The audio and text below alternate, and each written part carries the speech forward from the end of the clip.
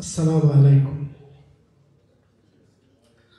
ډېر ښکلي شعرونه واورېدل موږ ټولو، او زما توقع دا وه چې له خویندو نه ډېر واورو او موږ ورته کښېنو. په هر صورت کابل هم یاد شو، وطن هم یاد شو. زه به هم یو لنډ شعر ولرم، وړوکي کاغذ کې مې لیکلی نه دی. پوښتنې: کابل د چا په یاد دی؟ کابل د چا په یاد دی؟ په پل باغ عمومي کې پاس د ستنې په سر کابل راډیو به چې څپه څپه شپېلۍ وهله. سهار به مخته د پښتون کافي په غوړو کې نازکې پراټې پخېدې. سهار به مخته د پښتون کافي په غوړو کې نازکې پراټې ایشېدې. په بیتهي پتلون کې ځوانې نجونې د پوهنتون ملي بسونو ته ولاړې په خندا کږېدې. کابل د چا په یاد دی؟ کابل د چا په یاد دی؟ د لتا غږ سره که اوس یې واورئ د کومې پټې مینې یاد مو سیزي. احمد ظاهر سره تر اوسه ژاړئ.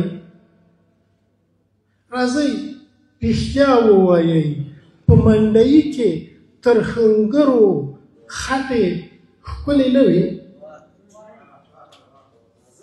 راځئ رښتیا ووایئ، په منډیي کې تر خنګرو خټې ښکلې نه وې؟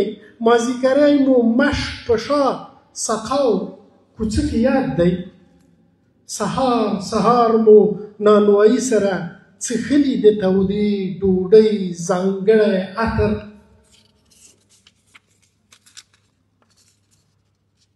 او پېشیندلې سیادانه او خشخاش مو هېر دی که یاد؟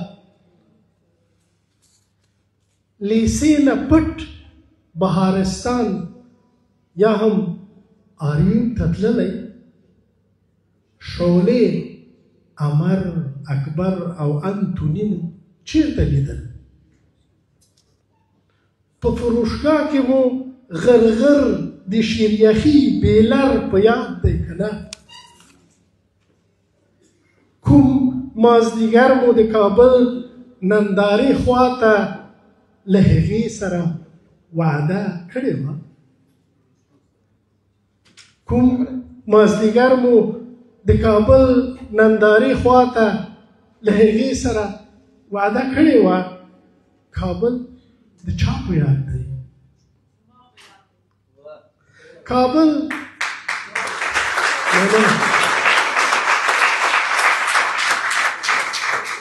کابل د چا په یاد دی؟ د ترافیکو هوایي غرفې د چا په یاد دی؟ د حبیبي لیسې ځوانان به د رابعه بلخي لیسې ته څه په بیړه ورتلل؟ چا به د خولې په لاړو واړول ویښتان او بل به وموښل بوټان په پایڅو. بختور هغه و چې پلار نه یې همبر بایسکل په سوال غوښتی و. چا د خیابان په خیاطانو دي ګنډلې لوی اختر ته جامې؟